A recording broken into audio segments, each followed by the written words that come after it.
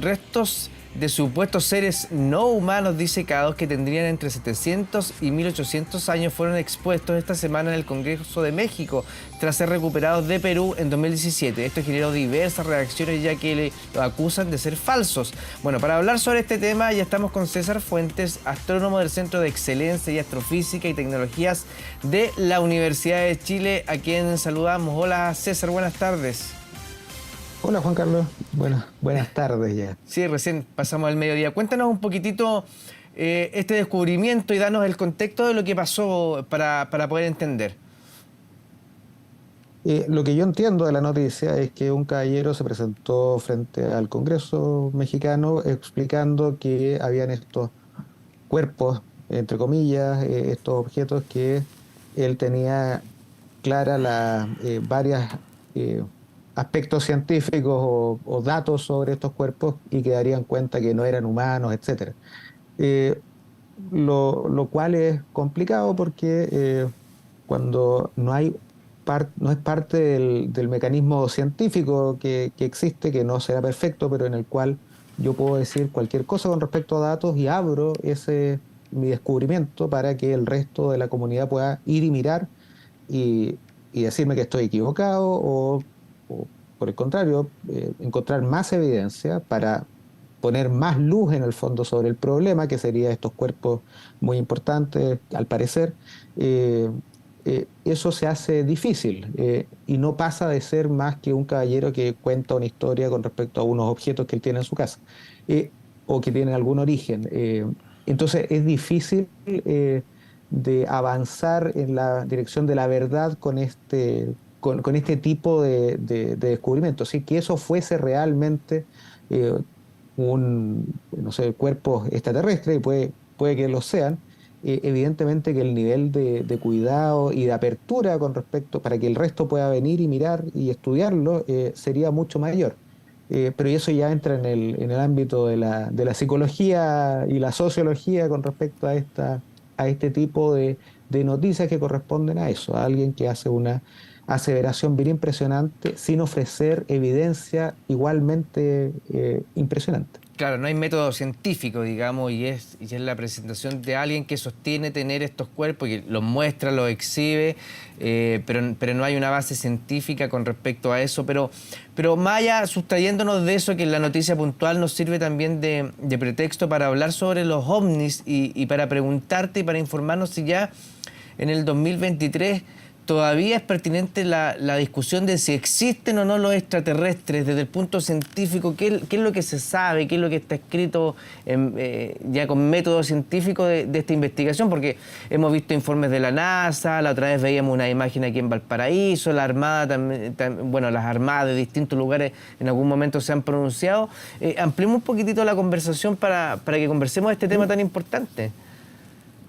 Yo lo ampliaría aún más. Yo creo que más que método científico, esto es simplemente sentido común.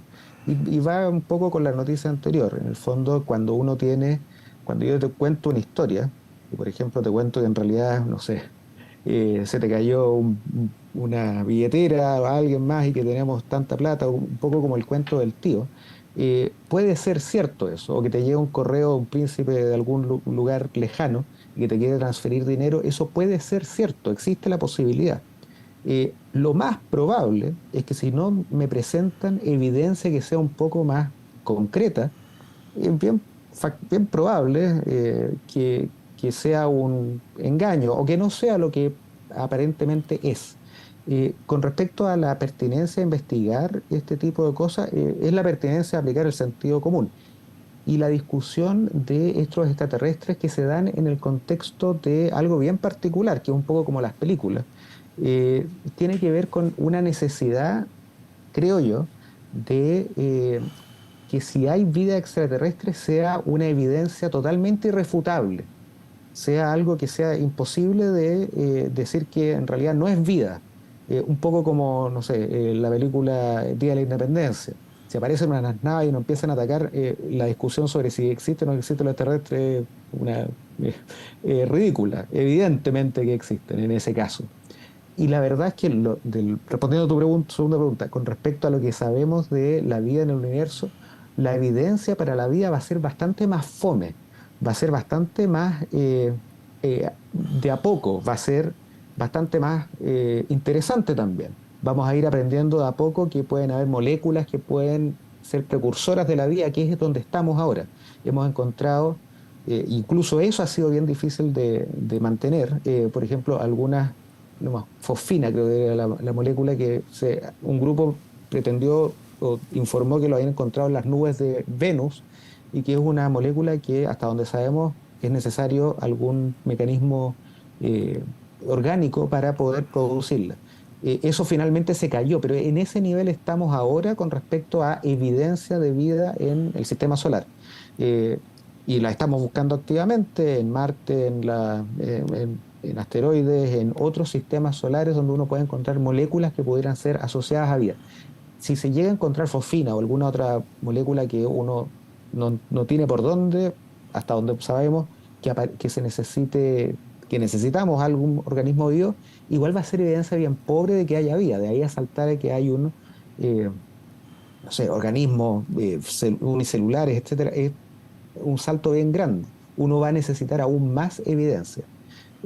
Entonces, yo creo que esta discusión sobre si existen los extraterrestres, lo que vamos a lograr ver probablemente es que las condiciones que existieron para que haya vida en la Tierra, donde uno literalmente levanta una piedra, uno hace un hoyo de kilómetros y se encuentra vida, es muy difícil encontrar algo que sea inerte o estéril en la Tierra, eh, va a ser tanto más probable, va a ser tanto más factible que hayan otras, sea mucho más fácil que exista la vida, con lo cual pueda ser mucho más fácil que esa vida evolucione y llegue a un nivel de desarrollo como el de nosotros.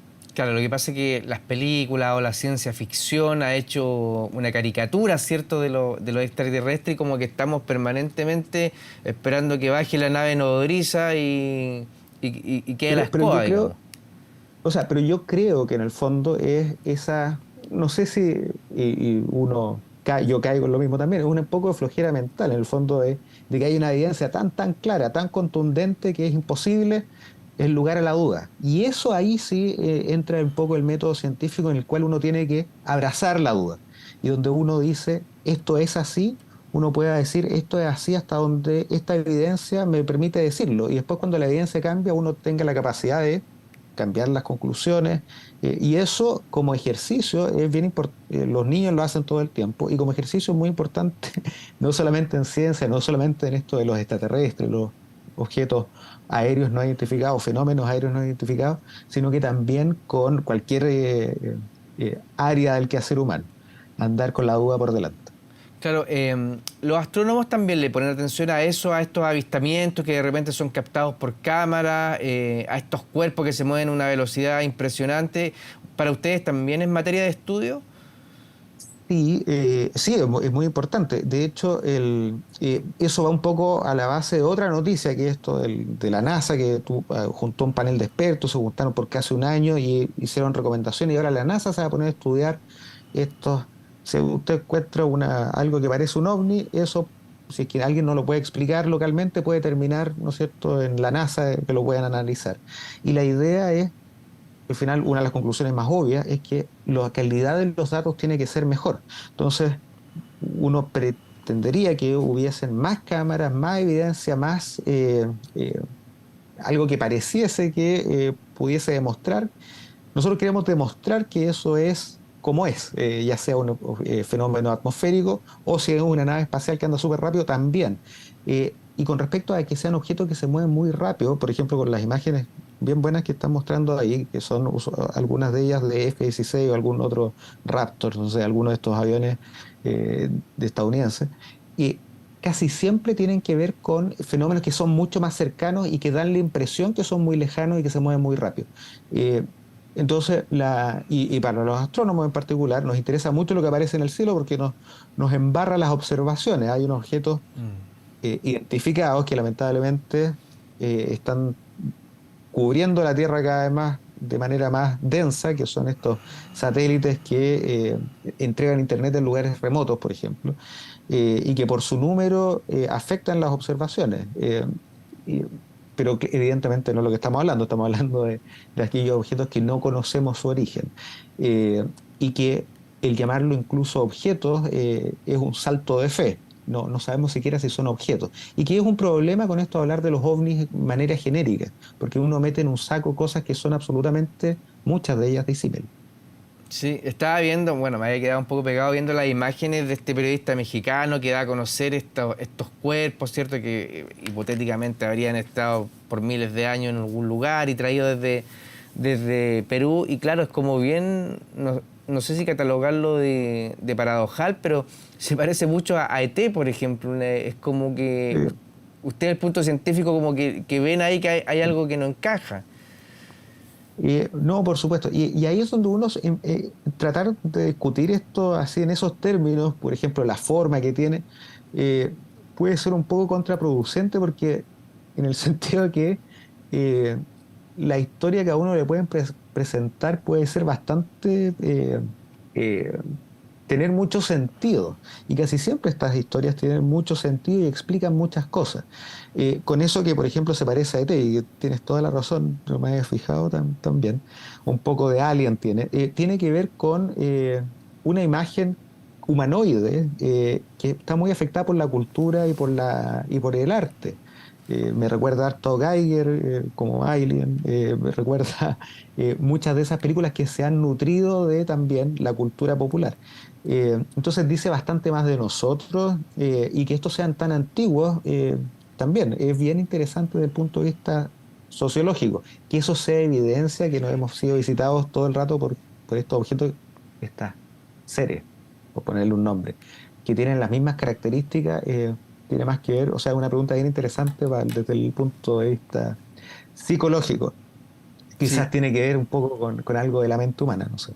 Sí, es verdad. Bueno, es interesante el tema. Igual ahí en algunos canales extranjeros hay programas persiguiendo ovnis. Es decir, la cosa vende, pero bueno, es importante conversar, hincarle el diente, ver qué tan importante es eso también. Y cariño a todos los del Centro de Astronomía de Excelencia y Astrofísica y Tecnología de la Universidad de Chile. Están haciendo una tremenda pega. Hace un ratito estábamos hablando con Laura Pérez también por su Por premio. supuesto.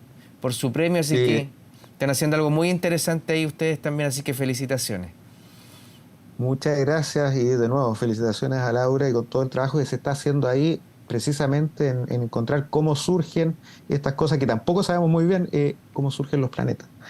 Ya pues, nos vemos, que estés muy bien, que tengas buena jornada. Un gusto.